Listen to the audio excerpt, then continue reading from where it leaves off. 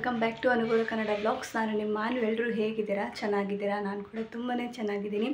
And ಇವತ್ತು ನಾನು already 4-5 days ಆಯಿತು ನಾನು ವ್ಲಾಗ್ನ ಹಾಕಿ. ಇವತ್ತು ವ್ಲಾಗ್ ಸ್ಟಾರ್ಟ್ ಮಾಡ್ಕೊಂಡಿದ್ದೀನಿ. ಆ್ಯಂಡ್ ಇನ್ನೂ ಸ್ವಲ್ಪ ಮನೆಯದು ಇನ್ನೂ ಕೆಲಸ ಮುಗ್ದಿಲ್ಲ, ಹಾಗಾಗಿ ನಾನು ಯಾವುದೇ ರೀತಿಯಂಥ ವ್ಲಾಗ್ ಮಾಡಿಲ್ಲ. ಒಂದು ಮೀಶೋದು ಒಂದು ವ್ಲಾಗ್ ಮಾಡ್ತಿದ್ದೀನಿ, ಅದನ್ನು ಅಪ್ಲೋಡ್ ಮಾಡ್ತೀನಿ. ಇದಾದಮೇಲೆ ಅದು ಬರ್ಬೋದು, ಇಲ್ಲ ಅದನ್ನು ಅಪ್ಲೋಡ್ ಮಾಡಿ ಇದನ್ನು ಅಪ್ಲೋಡ್ ಮಾಡ್ತೀನಿ. ಹೇಗಾಗುತ್ತೋ ಆ ಥರ ಅಪ್ಲೋಡ್ ಮಾಡ್ತೀನಿ. ಆ್ಯಂಡ್ ಇವತ್ತು ಏನಪ್ಪ ಶಾಪಿಂದ ವ್ಲಾಗ್ ಸ್ಟಾರ್ಟ್ ಮಾಡಿದ್ದೀನಿ ಅಂತ ಅಂದರೆ, ಒಂದು ಪ್ರೀ ವೆಡ್ಡಿಂಗ್ ಶೂಟ್ಗೆ ಹೋಗ್ತಾಯಿದ್ದೀನಿ. ಇವತ್ತು ಮೈಸೂರಿಗೆ ಹೋಗ್ತಾಯಿದ್ದೀನಿ. ಹಾಗಾಗಿ ಲಗೇಜನ್ನು ಏನು ಪ್ಯಾಕ್ ಮಾಡ್ಕೊಂಡಿರಲಿಲ್ಲ ನಾನು, ಹಾಗಾಗಿ ಪ್ಯಾಕ್ ಮಾಡ್ಕೊಳ್ಳೋಣ ಅಂತೇಳ್ಬಿಟ್ಟು ಶಾಪಿಗೆ ಬಂದೆ. ಎಲ್ಲ ಇಟ್ಟಿದ್ದೀನಿ, ಏನೇನು ಬೇಕು ಅಂತೆಲ್ಲ. ಇವಾಗೆಲ್ಲ ಅದನ್ನೆಲ್ಲ ಇದನ್ನು ಮಾಡಿಕೊಂಡು ಪ್ಯಾಕ್ ಮಾಡ್ಕೊಳ್ಳೋದು ಬೇಗನೆ. ಇನ್ನು ಮಧ್ಯಾಹ್ನಕ್ಕೆ ಸ್ವಲ್ಪ ಸಾಂಬಾರು ಮಾಡಿಬಿಟ್ಟು ನಾನು ಕೂಡ ಊಟ ಮಾಡಿ ಅವ್ರಿಗೂ ಕೂಡ ನೈಟ್ಗೆಲ್ಲ ಆಗೋ ಥರ ಮಾಡಿಟ್ಬಿಟ್ಟು ಹೊರಡೋಣ ಅಂತ. ಬೆಳಗ್ಗೆ ಸ್ವಲ್ಪ ಪುನಃ ಅಂಗನವಾಡಿಗೆಲ್ಲ ಕಳಿಸಿ ಟಿಫನ್ ಮಾಡಿ ಕೆಲಸಗಳು ಮಾಡಿ ಆ್ಯಂಡ್ ನಾನು ಫ್ರೆಶ್ ಅಪ್ ಆಗಿ, ಹಾಗಾಗಿ ಬೆಳಗ್ಗೆಯಿಂದ ನಂಗೆ ಟೈಮ್ ಸಿಕ್ಕಿರಲಿಲ್ಲ ವ್ಲಾಗ್ ಮಾಡೋಕ್ಕೆ. ಇವಾಗ ಸ್ಟಾರ್ಟ್ ಮಾಡ್ಕೊಂಡಿದ್ದೀನಿ ಶಾಪಿಂದ ವ್ಲಾಗ್ನ.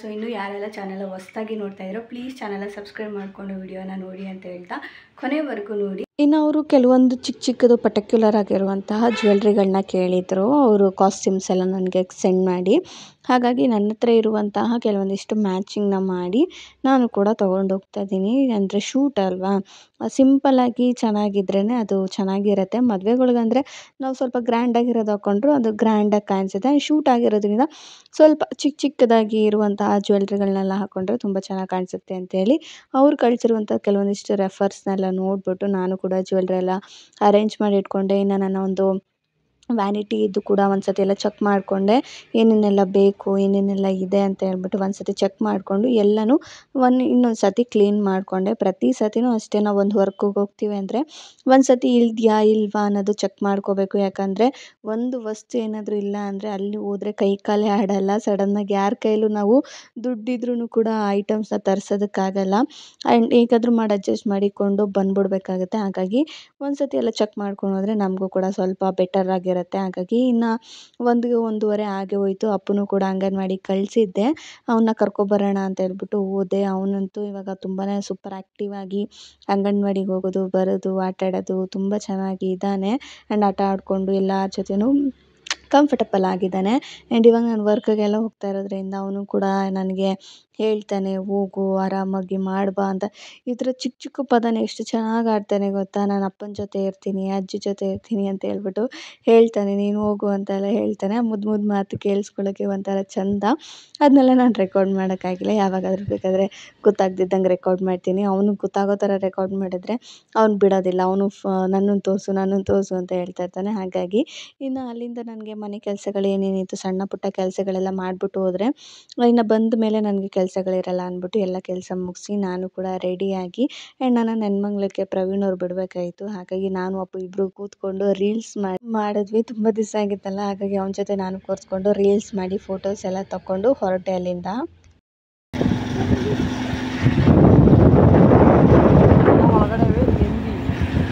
ಆ್ಯಂಡ್ ಈ ಸತಿ ಏನಾಯ್ತಪ್ಪ ಅಂತಂದರೆ, ನನಗೆ ಫಸ್ಟ್ ಟೈಮು ನಾನು ಮೈಸೂರಿಗೆ ಹೋದಾಗ ಡೈರೆಕ್ಟ್ ನನಗೆ ಕೆಂಗೇರಿ ಟು ಮೈಸೂರಿಗೆ ಹೋಗೋ ಬಸ್ ನಂಗೆ ಸಿಕ್ಕಿತ್ತು ನಮ್ಮೂರಿಂದ. ಆದರೆ ಈ ಸತಿ ಏನಾಗೋಯಿತು ಅಂದರೆ, ನಾನು ಸಂಜೆ ಮೇಲಲ್ವ ಬಿಟ್ಟಿದ್ದು, ಒಂದು 5 ಗಂಟೆಗೆ ಬಿಟ್ಟಿದ್ದು. ಹೇಳಬೇಕು ಅಂದರೆ 4 ಗಂಟೆಗೆ ಆಗಲಿಲ್ಲ, 5 ಗಂಟೆಗೆ ಬಿಟ್ವಿ. ಏನಾಯಿತು ಅಂದರೆ ಬಸ್ ನನಗೆ ಅಷ್ಟು ಕರೆಕ್ಟಾಗಿರೋ ಬಸ್ ಸಿಗಲಿಲ್ಲ. ಫಸ್ಟು ನಮ್ಮೂರಿಂದ ತಾವರೆಕೆರೆ ಹೋಗಿ, ತಾವರೆಕೆರೆಯಿಂದ ಕೆಂಗೇರಿಗೆ ಹೋಗಿ ಅಲ್ಲಿಂದ ಮೈಸೂರು ಬಸ್ನ ನಾನು ಹತ್ತಿದೆ. ಈ ಥರ 2-3 ಬಸ್ನ ಚೇಂಜ್ ಮಾಡ್ಕೊಂಡು ಹತ್ತಿದ್ದು ಫಸ್ಟ್ ಟೈಮು. ಈ ಥರ ನೈಟ್ ಜರ್ನಿನ ನಾನು ಮಾಡಿದ್ದು. ಆದರೆ ಏನಾಗಲಿ, ಫಸ್ಟ್ ಟೈಮ್ ಈ ಥರ ನೈಟ್ ಜರ್ನಿ ಮಾಡಿಕೊಂಡು ಲೊಕೇಶನ್ನ ರೀಚ್ ಆಗಿ ನಾವು ಅವ್ರ ಜೊತೆನೆಲ್ಲ ನೈಟ್ ಊಟ ಎಲ್ಲ ಮುಗಿಸ್ಕೊಂಡು ನಾನು ನೈಟು ಸ್ವಲ್ಪ ಮಾತಾಡ್ಕೊಂಡ್ವಿ. ಯಾವ್ದು ಕಾಸ್ಟ್ಯೂಮ್ಗೆ ಯಾವ್ಯಾವ ಜ್ಯುವೆಲ್ರಿ ಏನು ಎತ್ತ ಅಂತೆಲ್ಲ ಸ್ವಲ್ಪ ನೈಟೆಲ್ಲ ಮಾತಾಡಿಕೊಂಡು ಆನಂತರ ನಾನು ಇವಾಗ ಬೆಳಗ್ಗೆ ಎದ್ದು ಬ್ರೈಡ್ನ ರೆಡಿ ಮಾಡ್ತಾಯಿದ್ದೀನಿ. ಪ್ರೀ ವೆಡ್ಡಿಂಗ್ ಶೂಟ್ಗೆ ರೆಡಿ ಮಾಡ್ತಾಯಿದ್ದೀನಿ. ಅವ್ರ ಜೊತೆ ಅವ್ರ ಸಿಸ್ಟರ್ ಮತ್ತು ಫ್ರೆಂಡ್ಸ್ ಎಲ್ಲ ಬಂದಿದ್ದರು. ಅವರು ಕೂಡ ಅಷ್ಟೇ ತುಂಬ ಚೆನ್ನಾಗಿ ಮಾತಾಡಿಕೊಂಡು ನಗಾಡಿಕೊಂಡು ಇದ್ದರು. ನನ್ನ ಜೊತೆ ಅಷ್ಟೇ ನನಗೆ ತುಂಬ ಕಂಫರ್ಟಬಲ್ ಫೀಲ್ ಮಾಡಿಸಿದ್ರು. ಒಂದು ಚೂರು ಇದು ಅನ್ನಿಸ್ಲಿಲ್ಲ ನನಗೆ, ಅಷ್ಟು ಕಂಫರ್ಟಬಲಾಗಿ ಅವ್ರ ಜೊತೆ ವರ್ಕ್ನ ನಾನು ಮಾಡಿಕೊಂಡೆ. ಇನ್ನು ಅವ್ರನ್ನ ರೆಡಿ ಮಾಡಿದ್ಮೇಲೆ ಇನ್ನು ಮದುವೆ ಹುಡ್ಗಂಗೆ ಕೂಡ ಅಷ್ಟೇ ಸ್ವಲ್ಪ ಟಚಪ್ ಮಾಡಿ ಅಂತ ಕೇಳಿದರು. ಹಾಗಾಗಿ ಅವ್ರದ್ದು ಕೂಡ ಹಾಗೆ ಮಾಡಿಕೊಟ್ಟೆ. ಇನ್ನು ಅಲ್ಲಿಂದ ಬೇಗನೆ ರೆಡಿಯಾಗಿ ಮೈಸೂರು ಪ್ಯಾಲೇಸ್ ಮುಂದೆ ಶೂಟ್ ಇದ್ದಿದ್ದು ಹೇಳಬೇಕು ಅಂದರೆ. ಆ್ಯಂಡ್ ನನಗೆ ಫೋಟೋಸ್ ಎಲ್ಲ ತೆಗಿಯೋಕ್ಕಾಗಲಿಲ್ಲ. ಜಸ್ಟ್ ಒಂದು ವೀಡಿಯೋ ಕ್ಲಿಪ್ಪಿಂಗ್ ಮಾತ್ರನೇ ನಾನು ತೊಗೊಂಡೆ. ಯಾಕಂದರೆ ಮೈಸೂರಲ್ಲಿ ನೀವು ಶೂಟ್ ಮಾಡ್ಕೋಬೇಕು ಅಂದರೆ ಅರ್ಲಿ ಮಾರ್ನಿಂಗ್ ಶೂಟ್ ಇರುತ್ತೆ ನಿಮಗೆ. ಅಂದರೆ 5 o'clock-ಇಂದ 8:30ವರೆಗೂ ನಿಮಗೆ ಶೂಟ್ ಅವಕಾಶ ಕೊಡ್ತಾರೆ. ಅದಾದಮೇಲೆ ಕಳಿಸ್ಬಿಡ್ತಾರೆ. ಒಂದು ನಿಮಿಷ ಯಾರೂ ಇರೋಲ್ಲ ಆ ಥರ. ಹಾಗಾಗಿ ನಾವು ಕೂಡ ಬೇಗನೆ ಅವ್ರನ್ನ ರೆಡಿ ಮಾಡಿ ಕರ್ಕೊಂಡೋದ್ವಿ. ಆ್ಯಂಡ್ ಮೈಸೂರಲ್ಲಂತೂ ಎಷ್ಟು ರೌಂಡ್ ಸುತ್ತಾಡಿದ್ದೀವಿ ಅಂದರೆ ಹೆಂಗೆ ಅನ್ನಿಸ್ತಾಯಿತ್ತು ಅಂದರೆ ಹೆಂಗೆ ಸುತ್ತಾಡಿದ್ರೂ ಒಂದೇ ಪಾಯಿಂಟಿಗೆ ಬಂದು ನಿಂತ್ಕೋತೀವಿ ಅನ್ನೋ ಥರ ಅನ್ನಿಸ್ತಾಯಿತ್ತು. ಯಾಕಂದರೆ ನಾವು ಹೊಸಬ್ರಾಗಿರೋದ್ರಿಂದ ಅಲ್ಲಿ ಕಾಮನಾಗಿ ಇರ್ತಾರಲ್ಲ ಅವ್ರಿಗೆಲ್ಲ ಹಂಗೆ ಅನಿಸಲ್ಲ. ಯಾಕಂದರೆ ಅವರೆಲ್ಲ ಓಡಾಡ್ತಾ ಇರ್ತಾರೆ, ಅವ್ರಿಗೆಲ್ಲ ಏರಿಯಾಗಳೆಲ್ಲ ಗೊತ್ತಿರುತ್ತೆ. ನಮಗೆ ಹೊಸಬ್ರಾಗಿರೋದ್ರಿಂದ ಸುತ್ತಾಡ್ತಾ ಆನ್ ದ ಪಾಯಿಂಟ್ ಇನ್ನೊಂದು ಅದೇ ಪಾಯಿಂಟಿಗೆ ಬರ್ತಾಯಿದ್ದೀವಿ ಅನ್ನೋ ಥರ ಫೀಲ್ ಆಗ್ತಾಯಿತ್ತು ನಮಗಂತೂ. ನಾವು ಅದನ್ನೇ ಹೇಳ್ತಾ ಇದ್ದೆ ಅವ್ರಿಗೆ.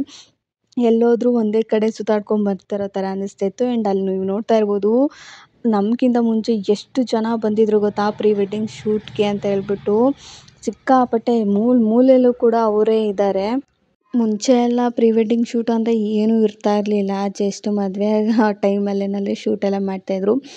ಎಲ್ಲೋ ಸ್ವಲ್ಪ ದುಡ್ಡು ಚೆನ್ನಾಗಿರೋರು ಮಾತ್ರ ಪ್ರೀ ವೆಡ್ಡಿಂಗ್ ಶೂಟ್ ಮಾಡಿಸ್ತಾಯಿದ್ರು. ಇವಾಗಂತೂ ನೀವು ಕೇಳಲೇಬೇಡಿ, ಎಷ್ಟು ಕ್ರೇಜ್ ಆಗಿಬಿಟ್ಟಿದೆ ಅಂದರೆ ಪ್ರೀ ವೆಡ್ಡಿಂಗ್ ಶೂಟ್ ಅಷ್ಟು ಕ್ರೇಜ್ ಆಗಿಬಿಟ್ಟಿದೆ. ನಾನು ಫಸ್ಟ್ ಟೈಮ್ ಈ ಥರ ಮೈಸೂರಲ್ಲಿ ಇಷ್ಟು ಜನ ಮೈಸೂರು ಪ್ಯಾಲೇಸ್ ಮುಂದೆ ಎಲ್ಲಿ ನೋಡಿದ್ರು ಕಪಲ್ಸ್ ಆ್ಯಂಡ್ ನಿಮಗೆ ಕ್ಯಾಮ್ರಾ ಮ್ಯಾನ್ಗಳನ್ನ ನೀವು ಹುಡುಕ್ತಾ ಇದ್ರೆ ಇಲ್ಲೇ ಸಿಕ್ಬಿಡ್ತಾರೆ. ಅಷ್ಟು ಜನ ಕ್ಯಾಮ್ರಾ ಅದು ಇದು ಅಂತ ಹೇಳ್ಬಿಟ್ಟು ಅವ್ರಿಗೆ ಪಾಪ ಎಷ್ಟು ರಿಸ್ಕು ಗೊತ್ತಾ. ಅಲ್ಲಿ ಓಡಾಡೋ ವೆಹಿಕಲ್ಸ್ ಹತ್ರ ಎಲ್ಲ ಅವರು ಹುಷಾರಾಗಿ ನೋಡಿಕೊಂಡು ಶೂಟ್ ಮಾಡಬೇಕು, ಫೋಟೋಸ್ ತೆಗಿಬೇಕು, ವೀಡಿಯೋಸ್ ಮಾಡ್ಕೋಬೇಕು. ಲೈಟಿಂಗ್ಸ್ಗಳ್ದು ನಿಜವಾಗ್ಲೂ ಇದಕ್ಕೆ ಹೊಸಿ ಕೆಲಸ ಆಗೋಲ್ಲ ಮಾತ್ರ, ಸಿಕ್ಕಾಪಟ್ಟೆ ಕೆಲಸ ಅಂತ ಆಗುತ್ತೆ. ಯಾಕಂದರೆ ಅಲ್ಲಿ ಎಷ್ಟೋ ಜನ ಶೂಟ್ ಮಾಡ್ತಾರೆ, ಅವರು ಕೂಡ ಬರ್ತಾ ಇರ್ತಾರೆ ಕೆಲವು ಸತಿ ಕ್ಯಾಮ್ರಾಗಳಲ್ಲಿ. ಅವ್ರನ್ನ ಸ್ವಲ್ಪ ಮಾತಾಡಿಕೊಂಡು ಅಣ್ಣ ಆ ಕಡೆ ಹೋಗಿ ಈ ಕಡೆ ಹೋಗಿ ಅಂತೆಲ್ಲ ಕೇಳಿಕೊಂಡು ಆ ಶೂಟನ್ನ ಮಾಡಿಸ್ತಾ ಇರಬೇಕು. ನಿಜವಾಗ್ಲೂ ಅದು ಫಸ್ಟ್ ಟೈಮ್ ಎಕ್ಸ್ಪೀರಿಯೆನ್ಸ್ ಅಲ್ವಾ ಈ ಥರ ಶೂಟ್, ಔಟ್ಡೋರು ಶೂಟು ನನಗೆ ಫಸ್ಟ್ ಟೈಮ್ ಎಕ್ಸ್ಪೀರಿಯೆನ್ಸ್ ಇದು. ಇನ್ನು ನಾವು ಫ್ರಂಟಲ್ಲೆಲ್ಲ ಅವರು ಶೂಟ್ ಮಾಡಿಕೊಂಡ್ರೆ ಇನ್ನು ಬ್ಯಾಕ್ ಸೈಡ್ ಕರ್ಕೊಂಡೋದ್ರು ಕ್ಯಾಮ್ರಾಮ್ಯಾನು. ಇಲ್ಲಿ ತುಂಬ ಜನನೇ ಆಗೋದ್ರು ಹೋಗ್ತಾ. ಹಾಗಾಗಿ ಬರೀ ಅವರೇ ಕಾಣಿಸ್ತಾ ಇದ್ದಾರೆ ಅಂತ ಹೇಳ್ಬಿಟ್ಟು ಇದು ಬಂದು ಮೈಸೂರು ಬ್ಯಾಕ್ ಸೈಡ್. ಇದು ಮೈಸೂರು ಬ್ಯಾಕ್ ಸೈಡ್ ಕೂಡ ನೀವು ಫೋಟೋ ಶೂಟ್ ಮಾಡ್ಕೋಬೋದು. ಅಲ್ಲೂ ಕೂಡ ಕರ್ಕೊಂಡು ಬಂದರು. ಇನ್ನು ಅಲ್ಲಿ ಕರ್ಕೊಂಬಂದು ಶೂಟ್ ಮಾಡ್ಲಿಕ್ಕೆ ಅವರು ಕೂಡ ಸ್ಟಾರ್ಟ್ ಮಾಡಿಕೊಂಡ್ರು. ನಿಜವಾಗ್ಲೂ ಸಿಕ್ಕಾಪಟ್ಟೆ ಕ್ರೇಜ್ ಇದೆ. ಇವಾಗಂತೂ ಮದುವೆ ಆಗೋ ಪ್ರತಿಯೊಬ್ಬರೂ ಮಾಡಿಸ್ತಾರೇನೋ ಅನ್ನಂಗೆ ಆಗ್ಬಿಟ್ಟಿದೆ. ಅಷ್ಟು ಕ್ರೇಜ್ ಆಗಿಬಿಟ್ಟಿದೆ ಪ್ರೀ ವೆಡ್ಡಿಂಗ್ ಶೂಟು. ಆ್ಯಂಡ್ ಇವರು ಕಪಲ್ಸ್ ಕೂಡ ಅಷ್ಟೇ ತುಂಬ ಚೆನ್ನಾಗಿ ಕಾಸ್ಟ್ಯೂಮ್ಸ್ಗಳ್ನೆಲ್ಲ ರೆಡಿ ಮಾಡಿಕೊಂಡು ಅವರು ಶೂಟ್ಗೆ ಇದನ್ನು ಮಾಡ್ತಾಯಿದ್ರು. ತುಂಬ ಚೆನ್ನಾಗಿ ಕಾಣಿಸ್ತಾಯಿದ್ರು. ಇಬ್ರೂ ಬ್ಲ್ಯಾಕ್ ಆ್ಯಂಡ್ ವೈಟಲ್ಲಿ ಕಾಣಿಸ್ತಾಯಿದ್ರು ಕಾಂಬಿನೇಷನ್ನು. ಆ್ಯಂಡ್ ಅಣ್ಣಂಗೆ ಮಾತ್ರ ಅವ್ರಿಗೆ ಬ್ಲ್ಯಾಕ್ ಮತ್ತು ವೈಟಲ್ಲಿ ಶರ್ಟ್ ಸಿಕ್ಕಿತ್ತು ಅವ್ರ ಸ್ಯಾರಿ ಕಾಂಬಿನೇಷನ್ನ. ಅಲ್ಲಿರೋರು ಎಷ್ಟೋ ಜನ ಬ್ಲ್ಯಾಕ್ ಆ್ಯಂಡ್ ವೈಟ್ ಸ್ಯಾರಿ ಉಟ್ಕೊಂಡಿದ್ರು. ಅದೇ ಡಿಫ್ರೆಂಟ್ ಕಲರಲ್ಲಿ ಅವರು ಶರ್ಟ್ಗಳನ್ನ ವೇರ್ ಮಾಡಿದರು. ಇವ್ರದ್ದು ಮಾತ್ರ ಸ್ವಲ್ಪ ಮ್ಯಾಚಿಂಗಲ್ಲಿತ್ತು, ಚೆನ್ನಾಗಿ ಕಾಣಿಸ್ತಾಯಿದ್ರು. ಆ್ಯಂಡ್ ಇನ್ನೊಂದು ಸತಿ ಅವ್ರಿಗೆ ನಾನು ಥ್ಯಾಂಕ್ಸ್ ಹೇಳೋದಕ್ಕೆ ಇಷ್ಟಪಡ್ತೀನಿ ಇವಾಗಲೇ. ಸೊ ಈ ಒಂದು ಶೂಟ್ಗೆ ಅವರೊಂದು ಬಿಗ್ ಡೇಗೆ ನನ್ನ ಕೂಡ ಇನ್ಕ್ಲೂಡ್ ಮಾಡ್ಕೊಂಡಿದ್ದಕ್ಕೆ so thank you so much ಹೇಳೋದಕ್ಕೆ ಇಷ್ಟಪಡ್ತೀನಿ. ಅವರಂತೂ ಅವರ ಸಿಸ್ಟರ್ ಮತ್ತು ಅವ್ರ ಫ್ರೆಂಡ್ ಅಂತೂ ಎಷ್ಟು ಸತಿ ಹೇಳಿದ್ರು ತುಂಬ ಚೆನ್ನಾಗಿ ಬಂದಿದೆ ಅಕ್ಕ, ಮೇಕಪ್ಪು ತುಂಬ ನ್ಯಾಚುರಲ್ ಆಗಿದೆ ಅಂತೇಳಿ ಅವರಂತೂ ಅದು ಎಷ್ಟು ಸತಿ ಹೇಳಿದ್ರು. ನನಗಂತೂ ತುಂಬ ಖುಷಿ ಆಯಿತು ಅವ್ರ ಜೊತೆ ಈ ಒಂದು ಹೋಲ್ ಡೇನ ನಾನು ಈ ಥರ ಸ್ಪೆಂಡ್ ಮಾಡ್ತೀನಿ ಅಂತ ಅಂದ್ಕೊಂಡಿರಲಿಲ್ಲ. ಇಷ್ಟು ಬೇಗ ಟೈಮ್ ಹೋಯ್ತು ಗೊತ್ತಾ, ಇಷ್ಟು ಬೇಗ ಆಗೋಯ್ತಾ ಅಂತ ಅನ್ನಿಸ್ತಾ ಇತ್ತು. ಇನ್ನು ಅಲ್ಲಿ ಬ್ಯಾಕ್ ಸೈಡ್ ಇದರಲ್ಲೆಲ್ಲ ನಾವು ಶೂಟೆಲ್ಲ ಮುಗಿಸ್ಕೊಂಡು ಇನ್ನು ಈ ಕಡೆ ಒಳಗೆ ನೀವು ಮೈಸೂರಲ್ಲಿದ್ದರೆ ಈ ಪ್ಲೇಸ್ ನೋಡಿರ್ತೀರ ಅಂತ ಅಂದ್ಕೊಂಡಿದ್ದೀನಿ. ಇಲ್ಲಿ ಏನೇನೋ ಒಂಥರ ಅಂದರೆ ಏನಂತೀರ ಇದನ್ನು ನಂಗೆ ಅಷ್ಟು ಕರೆಕ್ಟಾಗಿ ಗೊತ್ತಿಲ್ಲ.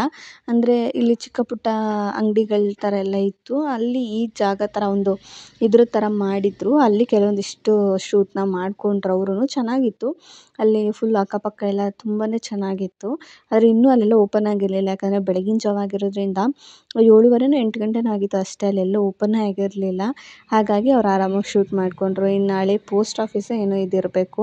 ಅಲ್ಲಿಗೂ ಕೂಡ ಕರ್ಕೊಂಬಂದು ಎಷ್ಟೊಂದು ಜನ ನೋಡಿ ಅದು ಕಾಣಿಸ್ತಾ ಇದೆಯಲ್ಲ, ಅಲ್ಲೂ ಕೂಡ ಅಷ್ಟೇ ಆ ಸ್ಕೂಟ್ರಲ್ಲಿ ಬುಕ್ಗಳಲ್ಲಿ ಎಲ್ಲ ನೀವು ವೀಡಿಯೋಸ್ ನೋಡಿರ್ತೀರಲ್ಲ ಇಲ್ಲೇ. ಇಲ್ಲೂ ಕೂಡ ಶೂಟ್ ಮುಗಿಸ್ಕೊಂಡು ಇನ್ನು ರೂಮಿಗೆ ಬಂದು ಸೆಕೆಂಡ್ ಕಾಸ್ಟ್ಯೂಮ್ಗೆ ನಾವು ರೆಡಿ ಮಾಡ್ತಾಯಿದ್ದೀನಿ ಅವ್ರಿಗೆ. ಸೆಕೆಂಡ್ ಕಾಸ್ಟ್ಯೂಮ್ ಬಂದು ಸ್ವಲ್ಪ ಮಾಡ್ರನ್ ಥರ ಡ್ರೆಸ್ ಅವರು ಹಾಕ್ಕೊಂಡಿದ್ರು. ಅದಕ್ಕೆ ಸ್ವಲ್ಪ ಟಚಪ್ ಮಾಡಿಬಿಟ್ಟು ಅವ್ರಿಗೆ ಹೇರ್ ಸ್ಟೈಲ್ ಕೂಡ ಯಾವ ಥರ ಬೇಕು ಆ ಥರ ಹಾಕ್ಕೊಟ್ಟೆ. ತುಂಬ ಚೆನ್ನಾಗಿ ಕಾಣಿಸ್ತಾಯಿದ್ರು. ಎಲ್ಲಾದ್ರೂ ಸಿಂಪಲ್ಲಾಗಿ ತುಂಬ ಚೆನ್ನಾಗಿ ಕಾಣಿಸ್ತಾಯಿದ್ರು. ನನಗಂತೂ ಇಷ್ಟ ಆಯಿತು.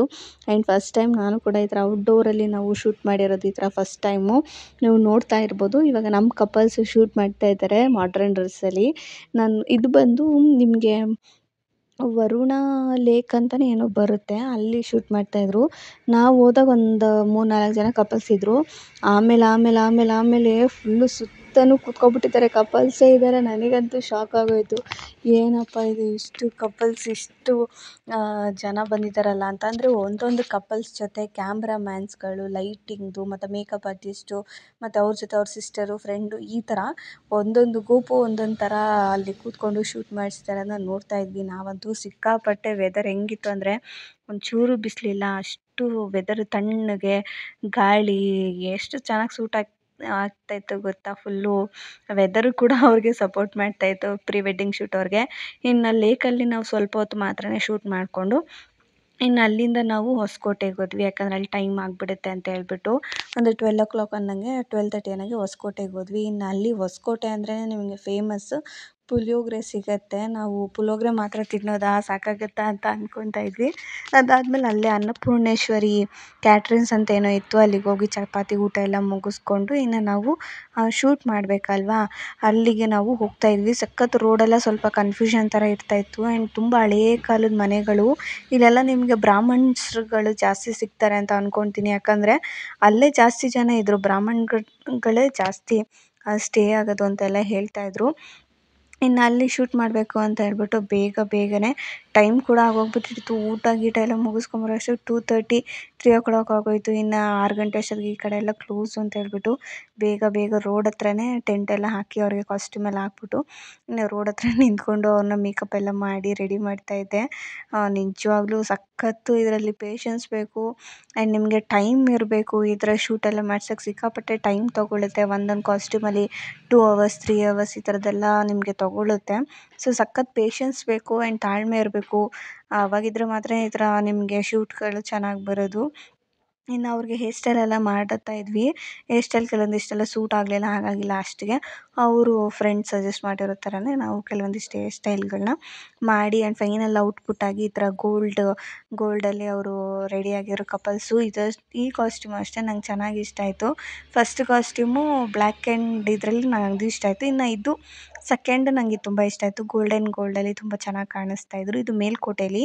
ಸೊ ಮೇಲುಕೋಟೆ ಅಂದ್ರೇ ಫುಲ್ಲು ಟ್ರೆಡಿಷ್ನಲ್ ಆಗಿರುತ್ತೆ ಅಲ್ವಾ, ಹಾಗಾಗಿ ಅವರು ಕೂಡ ಅದೇ ಥರನೇ ಟ್ರೆಡಿಷ್ನಲ್ ಆಗಿ ರೆಡಿ ಆದರು. ನನಗೂ ಕೂಡ ತುಂಬ ಇಷ್ಟ ಆಯಿತು. ಲಾಸ್ಟ್ ಔಟ್ಪುಟ್ಟು ಸ್ವಲ್ಪ ಗಾಬರಿ ಆದ್ರೂ, ಸ್ವಲ್ಪ ಅರ್ಜೆಂಟ್ ಆದ್ರೂ ಚೆನ್ನಾಗಿ ಬಂತು. ಹೇರ್ ಸ್ಟೈಲ್ ಆಗಿರ್ಬೋದು, ಮೇಕಪ್ ಆಗಿರ್ಬೋದು ಎಲ್ಲನೂ ಚೆನ್ನಾಗಿ ಬಂತು. ನನಗೂ ಕೂಡ ಇಷ್ಟ ಆಯಿತು. ನಾನು ಫಸ್ಟ್ ಟೈಮ್ ಮೇಲುಕೋಟೆಗೆ ಬಂದಿರೋದು ಕೂಡ.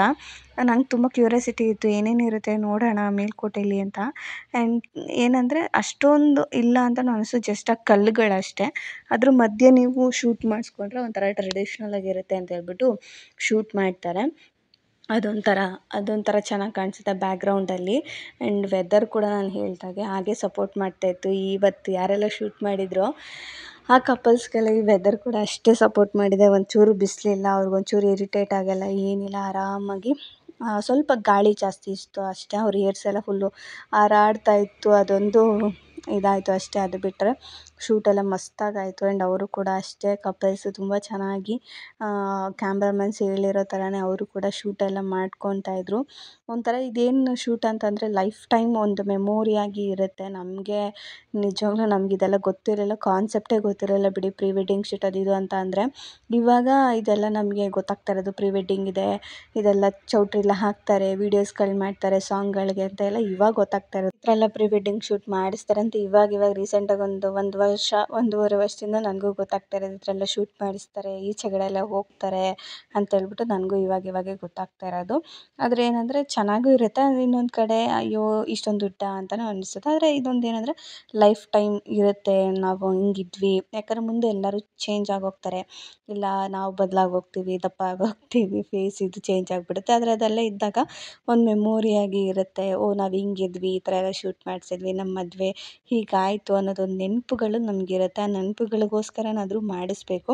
ಅದೇನು ಪ್ರತಿ ವರ್ಷವೂ ಮಾಡಿಸಲ್ಲ, ಆ ಒಂದು ವರ್ಷ ಮಾತ್ರ ನಾವು ಮಾಡಿಸ್ತೀವಲ್ಲ, ಅದೊಂದು ಮೆಮೊರಿಯಾಗಿ ಇರಲಿ ಅಂತ ಹೇಳ್ಬಿಟ್ಟು ಇಷ್ಟಪಡ್ತಾರೆ. ನಮ್ಗೆ ಆ ಚಾನ್ಸ್ ಸಿಗಲಿಲ್ಲ, ಅಟ್ಲೀಸ್ಟ್ ಇವಾಗಿರೋರ್ಗೆ ಆ ಚಾನ್ಸ್ ಸಿಕ್ಕಿದೆ. ಸೊ ಅವ್ರು ಅದನ್ನು ಯುಟಿಲೈಸ್ ಮಾಡ್ಕೊತಾ ಇದ್ದಾರೆ ಅಷ್ಟೇ.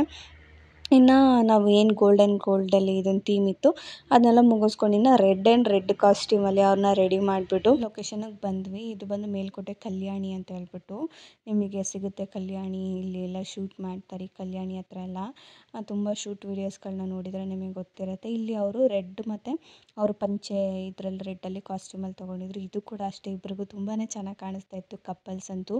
ಆದರೆ ಇಲ್ಲೇನಾಯಿತು ಅಂದರೆ ನಮಗೆ 1 ಅವರ್ ಅಷ್ಟೇ ಟೈಮ್ ಇದ್ದಿದ್ದು ಶೂಟ್ ಮಾಡಲಿಕ್ಕೆ. ಅವರು 5 ಓ ಕ್ಲಾಕಿಗೆ ನಾವು ಇಲ್ಲಿಗೆ ಬಂದ್ವಿ ಕಲ್ಯಾಣಿ ಹತ್ರ. ಇನ್ನು 6:20ಗೆಲ್ಲ ಕ್ಲೋಸ್ ಆಗಿಬಿಡುತ್ತೆ ಅಂದರು. ಸೊ ಇನ್ನು 1 ಅವರಲ್ಲಿ ಆ್ಯಂಡ್ ಫೋಟೋಗ್ರಾಫರು ವೀಡಿಯೋಗ್ರಾಫರ್ ಎಲ್ಲನೂ ಸೇರಿಸಿ ಪಟ ಅಂತ ತೆಗಿತಾಯಿದ್ರು. ಯಾಕಂದರೆ ಅಲ್ಲಿ ಆಲ್ರೆಡಿ ಮುಂಚೆನೇ ತುಂಬ ಕಪಲ್ಸ್ ಎಲ್ಲ ಬಂದು ತೆಗೆಸ್ಕೊಳ್ತಾಯಿದ್ರು. ಸೊ ಹಾಗಾಗಿ ಹೋಗ್ತಾ ಏನಾಗುತ್ತೆ ಅಂದರೆ ಕತ್ಲಾಗಿಬಿಡುತ್ತೆ ಅಲ್ವಾ. ಸೊ ಹಾಗಾಗಿ ಫೋಟೋಸ್ಗಳು ಅಷ್ಟೇ ಅದು ಇನ್ನೂ ಇದ್ರಾಗಿ ಬರಬೇಕು ಅಂತೇಳಿ ಬೇಗನೆ ಆದಷ್ಟು ನೋಡಿಕೊಂಡು ವೀಡಿಯೋಸ್ಗಳು ಫೋಟೋಸ್ಗಳು ಹೇಗೆ ಬಂದರೆ ಚೆನ್ನಾಗಿರುತ್ತೆ ಅಂತ ಹೇಳ್ಬಿಟ್ಟು ಎಲ್ಲನೂ ಅವರು ಲೈಟಿಂಗ್ಸೆಲ್ಲ ಇದನ್ನು ಮಾಡಿಕೊಂಡು ತೆಗಿತಾಯಿದ್ರು. ಆ್ಯಂಡ್ ಇದಂತೂ ಲಾಸ್ಟಿಗೆ ತುಂಬಾ ಚೆನ್ನಾಗಿ ಕಾಣಿಸ್ತಾ ಇತ್ತು. ತುಂಬ ಚೆನ್ನಾಗಿ ಫೋಟೋಸ್ ವೀಡಿಯೋಸ್ ಎಲ್ಲ ಬಂದಿತ್ತು. ನಾನು ನೋಡಿದೆ ಕ್ಯಾಮ್ರಾಗಳಲ್ಲೆಲ್ಲ ತುಂಬ ಚೆನ್ನಾಗಿ ಬಂದಿತ್ತು. ನಾನು ಅವ್ರಿಗೆ ಫೋಟೋಸ್ ಕಳ್ಸೋಕ್ಕೆ ಹೇಳಿದ್ದೀನಿ. ಅವ್ರು ಕಳಿಸಿದ್ರೆ ಬೇಕಾದ್ರೆ ನಾನು ಇನ್ಸ್ಟಾಗ್ರಾಮ್ನಲ್ಲಿ ಪೋಸ್ಟ್ ಮಾಡ್ತೀನಿ. ನೀವು ಬೇಕಾದ್ರೆ ನೋಡ್ಬೋದು ಫೋಟೋಸ್ನ. ಯಾಕಂದರೆ ಇಲ್ಲಿ ನಾನು ತುಂಬಾ ವೀಡಿಯೋಸ್ಗಳು ಮಾಡೋಕ್ಕಾಗಲಿಲ್ಲ. ಯಾಕಂದರೆ ನಾವು ಮಧ್ಯದಲ್ಲಿ ಹೋದರೆ ಫೋಟೋಸು ವೀಡಿಯೋಸು ಅವ್ರಿಗೆ ಚೆನ್ನಾಗಿ ಬರೋಲ್ಲ. ಆ್ಯಂಡ್ ಕ್ಯಾಮ್ರಾಮನ್ಸು ಕೂಡ ಅಷ್ಟೇ ಹ್ಯಾಂಗಲೆಲ್ಲ ಇಟ್ಟಿರ್ತಾರಲ್ಲ, ಹಿಂದೆಗಡೆ ನಾವು ಓಡಾಡೋದು ಮುಂದೆಗಡೆ ನಾವು ಓಡಾಡೋದು ಮಾಡಿದರೆ ಚೆನ್ನಾಗಿ ಬರೋಲ್ಲ. ಹಾಗಾಗಿ ನನಗೆ ಅಷ್ಟು ವೀಡಿಯೋಸ್ಗಳು ಸಿಕ್ಕಿಲ್ಲ. ಜಸ್ಟ್ ಸಿಂಪಲ್ಲಾಗಿ ಒಂದೊಂದು ಕ್ಲಿಪ್ ಮಾತ್ರ ತಗೊಂಡಿದ್ದೆ. ಅದನ್ನು ನಿಮ್ಮ ಜೊತೆ ಶೇರ್ ಮಾಡ್ತಾಯಿದ್ದೀನಿ. ಈ ಥರ ಎಲ್ಲ ಇರುತ್ತೆ ಅಂತ ಹೇಳ್ಬಿಟ್ಟು ಶೇರ್ ಮಾಡ್ತಾಯಿದ್ದೀನಿ. ಆದರೆ ಮಸ್ತು ಒಂಥರ ಏನಂದರೆ ಹೊಸ್ದಾಗಿ ನನಗೊಂದು ಇದಾಯಿತು, ಒಂದು ಎಕ್ಸ್ಪೀರಿಯೆನ್ಸ್ ಆಯಿತು. ಈ ಥರ ಎಲ್ಲ ಇರುತ್ತೆ, ಈ ಥರ ಶೂಟೆಲ್ಲ ಮಾಡ್ತಾರೆ ಅಂದರೆ ಅಲ್ಲಿ ನಿಜವಾಗ್ಲೂ ಎಷ್ಟು ಜನ ಬಂದಿದ್ರು ಗೊತ್ತಾ. ಒಂದೊಂದು ಗುಂಪು ಥರನೇ ಬಂದು ಶೂಟ್ ಮಾಡ್ತಾಯಿದ್ರು. ನಮ್ಮ ಈ ಒಂದು ಬ್ಯಾಕ್ಗ್ರೌಂಡಿಂದನೇ ನೀವು ನೋಡ್ತಾ ಇದ್ದಾರೆ ಶೂಟ್ ಮಾಡ್ತಾಯಿದ್ದಾರೆ. ಈ ಬ್ಯಾಕ್ಗ್ರೌಂಡಲ್ಲೇ ತುಂಬ ಜನ ಶೂಟ್ಗಳು ಮಾಡ್ತಾಯಿದ್ದಾರೆ. ಯಾಕಂದರೆ ಅದೊಂಥರ ತುಂಬ ಚೆನ್ನಾಗಿತ್ತು. ಒಂಥರ ಇದರಲ್ಲಿ ಟ್ರೆಡಿಷ್ನಲ್ ಆಗಿ ಇದರಲ್ಲಿ ಚೆನ್ನಾಗಿತ್ತು. ಸೊ ಅಲ್ಲಿ ಕೂಡ ಶೂಟ್ ಮಾಡ್ತಾಯಿದ್ದಾರೆ. ಇನ್ನು ಸಂಜೆ ಆಲ್ಮೋಸ್ಟ್ ಶೂಟ್ ಮುಗಿಸೋ ಅಷ್ಟೊತ್ತಿಗೆ ಕರೆಕ್ಟಾಗಿ 6:20 ಆಗೇ ಹೋಯ್ತು. ನೋಡ್ಬೋದು ಎಷ್ಟು ಬೇಗ ಕತ್ಲಾಗೋಯ್ತು ಗೊತ್ತಾ. ಆ್ಯಂಡ್ ಅಲ್ಲಿ ಆಮೇಲೆ ತಿರ್ಗಾ ಈ ಕತ್ಲಾಗಿದೆ ಅಲ್ಲ, ಸೊ ಈ ಕಾಸ್ಟ್ಯೂಮ್ಗೆ ಒಂದು ಸ್ವಲ್ಪ ಲೈಟಿಂಗ್ಸ್ಗಳೆಲ್ಲ ಹಾಕಿ ಅವ್ರು ಮಾತ್ರ ಬೀಳೋ ಥರ ತೆಗಿತಾರೆ ಅಲ್ವಾ, ಅದು ತೆಗ್ಸೋಣ ಅಂತ ಹೇಳ್ಬಿಟ್ಟು ಅದು ಲಾಸ್ಟಿಗೆ ತೆಗ್ಸಿದ್ರು. ಅದು ಕೂಡ ಚೆನ್ನಾಗಿ ಬಂತು. ಇನ್ನು ತುಂಬಾ ಚೆನ್ನಾಗಿ ನನ್ನ ಜೊತೆ ಟ್ರೀಟ್ ಮಾಡಿದ್ರು. ತುಂಬ ನಗ್ನಗ್ತಾ ಇದ್ದರು. ಕೊನೆವರೆಗೂ ಎಲ್ಲೂ ಕೂಡ ಬೇಜಾರಾಗೋ ಥರ ಅಂತೂ ಎಲ್ಲೂ ಆಗಲಿಲ್ಲ. ಸೊ ನಾನು ಅವ್ರಿಗೆ ಥ್ಯಾಂಕ್ಸ್ ಹೇಳೋದಕ್ಕೆ ಇಷ್ಟಪಡ್ತೀನಿ. ಈ ಒಂದು ಆಪರ್ಚುನಿಟಿನ ನನಗೆ ಕೊಟ್ಟಿದ್ದಕ್ಕೆ ನಿಮ್ಮ ಈ ಒಂದು ಬಿಗ್ ಡೇ ದಿವಸ. So thank you so much. ಇನ್ನು ನಾನು ಕೂಡ ಅಷ್ಟೇ ಅಲ್ಲೆಲ್ಲ ಮುಗಿಸ್ಕೊಂಡು ಇನ್ನು ಸೀದಾ ನಾವು ಲೊಕೇಶನ್ನ ಮನೆಗೆ ಹೋಗಬೇಕಾಗಿತ್ತಲ್ಲ, ನನಗೆ ಬಸ್ ಹತ್ತಿಸ್ಕೊಟ್ರು. ಅಲ್ಲಿಂದ ನಾನು ಕೆಂಗೇರಿಯಿಂದ ಡೈರೆಕ್ಟು ಮೆಟ್ರೋದಲ್ಲಿ ಬಂದೆ. ಇನ್ನೊಂದು ಸ್ವಲ್ಪ ರಿಸ್ಕ್ ಆಯಿತು, ಲೇಟ್ ಕೂಡ ಆಗೋಯಿತು. ಮನೆಗೆ ಹೋಗೋಷ್ಟೊತ್ತಿಗೆ 12 ಗಂಟೆ ಆಗೋಯಿತು ನನಗೆ. ಯಾಕಂದರೆ ನೆಕ್ಸ್ಟ್ ಡೇ ಒಂದು ಮೇಕಪ್ ಕೂಡ ಇತ್ತು, ಹಾಗಾಗಿ ಬರಲೇಬೇಕಾಗಿತ್ತು.